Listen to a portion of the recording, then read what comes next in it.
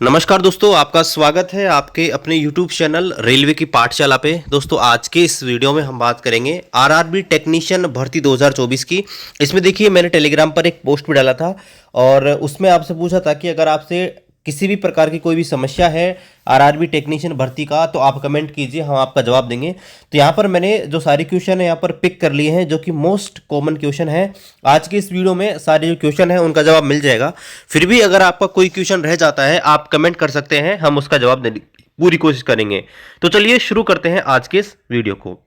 पहला जो प्रश्न है वो ये है कि ग्रेड फर्स्ट और ग्रेड थर्ड का अलग अलग फॉर्म भरना होगा क्या। तो देखिए दोस्तों, मैं आपको बताना चाहूंगा कि रेलवे ने अब की बार दो फॉर्म यहाँ पर निकाले हैं, एक टेक्नीशियन ग्रेड थर्ड का और एक टेक्नीशियन ग्रेड फर्स्ट का। टेक्नीशियन ग्रेड फर्स्ट को सिग्नल मेंटेनर नाम दिया गया है, सिग्नल मेंटेनर फर्स्ट नाम दिया गया है। और इसमें आपको पता होना चाहिए, अगर आप बीएससी वाले कैंडिडेट हैं तो भी यहाँ पर अप्लाई कर सकते हैं। तो आपको दोस्तों ग्रेड 1 और ग्रेड 3 दोनों का अलग अलग फॉर्म यहाँ पर डालना पड़ेगा। आप अलग अलग जोनल रेलवे यानी कि अलग अलग आरआरबी से भी डाल सकते हैं और दोनों फॉर्म सेम आरआरबी से भी डाल सकते हैं। तो इस चीज़ का ध्यान रखना है, दोनों जो फॉर्म है आपको अलग अलग डालने पड़ेंगे।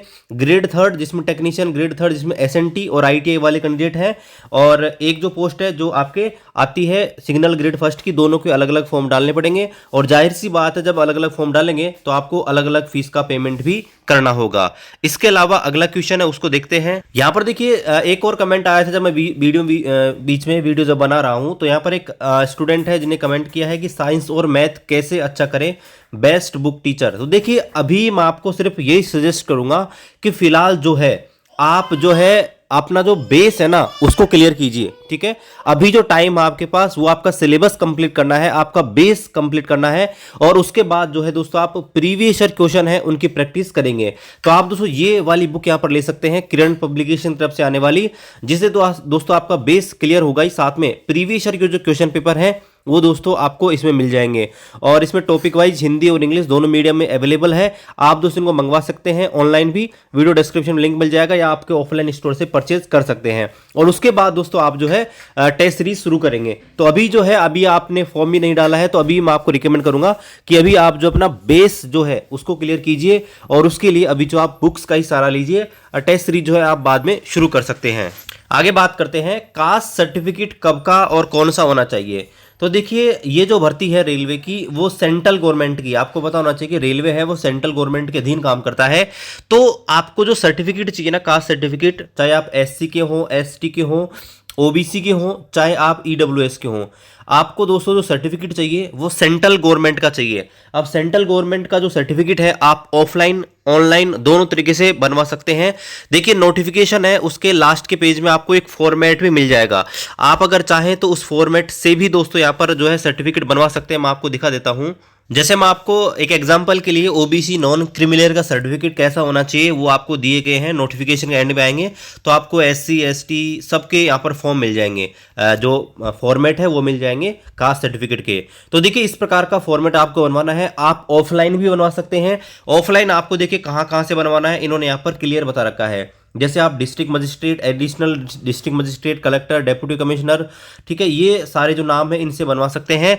और ऑनलाइन जो बनता है वो भी दोस्तों मान्य है। ऑनलाइन जो साइबर कैफे से या राजस्थान में ई मित्र चलता है वहां से दोस्तों आप बनवा सकते हैं। दोनों ही जो आपके फॉर्मेट है ऑफलाइन वाले और ऑफलाइन ऑनलाइन दोनों ही आप दोस्तों अपलोड कर सकते हैं।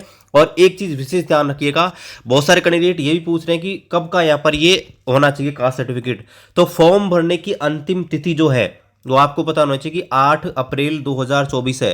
तो आपके पास 8 अप्रैल 2024 से पहले का एक फॉर्मेट तो चाहिए। एक डॉक्यूमेंट वेरिफिकेशन जब होगा उस समय भी आपको एक लेटेस्ट चाहिए। तो ध्यान रखना आपके पास सफिशिएंट टाइम है, अभी 25 दिन के आसपास अभी आपके पास बचे हुए हैं। मुश्किल से 10 दिन में आपका कास्ट सर्टिफिकेट बन जाता है ऑनलाइन या ऑफलाइन। तो आप कास्ट सर्टिफिकेट जरूर बनवा लीजिएगा, अन्यथा आपको डॉक्यूमेंट वेरिफिकेशन में दिक्कत हो सकती है। तो आई होप आपका ये डाउट क्लियर हो गया होगा। अब आगे बात करते हैं फोटो और सिग्नेचर अपलोड को लेकर। देखिए बहुत सारे जो कैंडिडेट है वो यहाँ पर ये बोल रहे हैं कि उनकी जो फोटो है और साइन है उनको अपलोड करने में दिक्कत आ रही है। तो देखिए आपको मैं बताना चाहूंगा, फोटो और साइन के केस में रेलवे ने यहाँ पर क्लियर कर रखा है कि फोटो और साइन जो है कि फोटो और साइन का जो आपका साइज होना चाहिए उसी की वजह से आपको दिक्कत हो रही होगी। तो देखिए जो फोटो है उसका साइज आपका होना चाहिए 30 KB से 70 KB के बीच, और जो आपका सिग्नेचर है उसका जो साइज है वो भी 30 से 70 के बीच होना चाहिए। अब आप सोच रहे हो कि सर हम कैसे जो है फोटो और साइन है उसका साइज को कम ज़्यादा कर सकते हैं, तो वो भी मैं आपको तरीका बता देता हूँ। तो इसके लिए आपको कोई भी वेब ब्राउज़र खोल लेना है और यहाँ पर आपको डालना है इमेज साइज रिड्यूसर। ठीक है, आप इमेज या रीसाइज करोगे, इमेज रीसाइजर डालेंगे तो भी आपका आ जाएगा इमेज रीसाइजर। ठीक है, और यहाँ पर कोई सी वेबसाइट आप ओपन कर सकते हैं। इसमें पहली वाली ओपन कर रहा हूँ। तो जैसे आप ओपन करेंगे तो आपके पास ये फोटो को सिलेक्ट करने का ऑप्शन आएगा। आप जो भी फोटो है जिसका साइज कम करना चाहते हैं उसके ऊपर क्लिक करना, और जैसे मान लीजिए ये जो फोटो है इसका साइज मेरे को कम करना है तो इसको मैंने सेलेक्ट कर लिया, अपलोड हो गया। इसके बाद यहाँ पर देखिए एक ऑप्शन आता है यहाँ पर रीसाइज का, इसके ऊपर क्लिक करेंगे तो यहाँ पर देखिए आपसे पूछ रहा है कि यहाँ पर देखिए ये जो ऑप्शन है ना PX वाला, पिक्सल है ये, लेकिन पिक्सल के ऊपर आपको नहीं क्लिक करना। और पिक्सल के ऊपर नीचे एक ऑप्शन आएगा पिक्सल, आप पिक्सल से भी कर सकते हैं या फिर MM या CM से भी कर सकते हैं। तो MM जो है आप 35x45 कर लेना, और नीचे एक ऑप्शन आएगा दोस्तों यहाँ पर टारगेट साइज का। तो यहाँ पर देखिए टारगेट साइज में आपको 30 से 70 KB चाहिए, तो आप जो है 50 KB डाल देना, और ये ऑटोमेटिकली 50 KB की जो फोटो है आपको जनरेट करके दे देगा। ठीक है, 50 KB आप रिसाइज करेंगे तो ये ऑटोमेटिकली जो है डाउनलोड करके आपको दे देगा। देखिए यहाँ पर ये हो गई है मेरी। तो इस प्रकार से आप जो है यहाँ पर ऑटोमेटिकली जो है साइज कम करके आपको दे देगा, आपको दिक्कत नहीं आएगी। तो यहाँ पर देखिए 55 KB का मेरा जो ये अपलोड किया था, लेकिन ये 46 KB का बना दिया है। तो आप कोई सब अपलोड कीजिएगा ये आपको डाउनलोड करके दे देगा, और यहाँ से डाउनलोड इमेज पे करेंगे तो आपकी जो फोटो है डाउनलोड हो जाएगी। तो फोटो और सिग्नेचर में यही दिक्कत आ रहा था साइज का, तो वो आप कर सकते हैं। अब यहाँ पर बहुत सारे कैंडिडेट है जो यहाँ पर बार बार सवाल पूछते हैं कि मैकेनिकल से उन्होंने डिग्री ले रखी है, या सिविल इंजीनियरिंग से डिग्री ले रखी है, या BCA कर रखा है, तो क्या हम अप्लाई कर सकते हैं क्या। तो देखिए मैं आपको बार बार क्लियर कर रहा हूँ कि ऑफिशियल नोटिफिकेशन में क्लियर लिख रखा है कि आप किन किन पोस्ट के लिए एलिजिबल हो और कौन कौन सी एजुकेशन क्वालिफिकेशन चाहिए। अगर आपके पास वो एजुकेशन क्वालिफिकेशन नहीं है तो आप अप्लाई नहीं कर सकते। तो मैकेनिकल और BCA वाले मैं आपको एक बार वापस से बताता हूँ नोटिफिकेशन खोल के। तो पहले मैं आपको जो टेक्नीशियन ग्रेड फर्स्ट सिग्नल है उनका बता देता हूँ।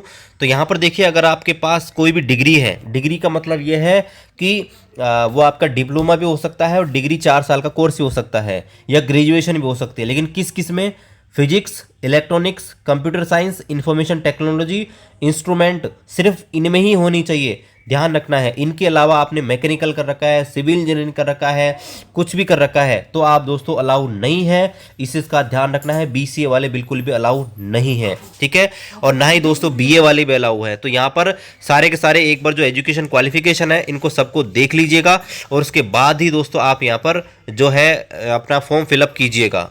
इसके बाद लास्ट सवाल पे आते हैं कि हम पहले से ही गवर्नमेंट जॉब में हैं तो हमें क्या करना पड़ेगा। देखिए अगर आप पहले से गवर्नमेंट जॉब में हैं तो वहाँ पर आपसे पहले ही पूछा जाता है। मैंने फॉर्म भरने की पूरी प्रोसेस के ऊपर वीडियो बना दिया है, आप उसको चेक कर सकते हैं कि कौन कौन सी दिक्कत आपको आ सकती हैं। तो वहाँ पर देखिए क्लियर मेंशन कर रखा है, अगर आप रेलवे सर्विंग एम्प्लॉई हैं तो उसको आपको यस करना है। अगर आप दूसरी जगह भी जॉब करते हैं कहीं भी, चाहे स्टेट गवर्नमेंट हो, चाहे सेंट्रल गवर्नमेंट हो, चाहे PSU हो, तो आपको बताना पड़ेगा। और जैसे आप इसके ऊपर क्लिक करते हैं तो आपसे दोस्तों पूछा जाता है कि क्या आपने NOC ले रखी है क्या। तो अगर NOC ले रखी है तो यस कीजिएगा, और अगर नहीं ले रखी तो नो क्लिक कीजिएगा। लेकिन ध्यान रखना आपको डॉक्यूमेंट वेरिफिकेशन के समय NOC दिखानी ही पड़ेगी, अदरवाइज आपकी डॉक्यूमेंट वेरिफिकेशन में आपको बाहर किया जा सकता है। तो दोस्तों ये आपके मेन कॉमन डाउट थे जो यहाँ पर आपने कमेंट किए थे। बाकी फिर भी आपके कोई भी डाउट्स हैं आप कमेंट कीजिए, हम रिप्लाई देने की पूरी कोशिश करेंगे। बाकी दोस्तों मिलते हैं आपसे अगली वीडियो में, तब तक जय हिंद, वंदे मातरम।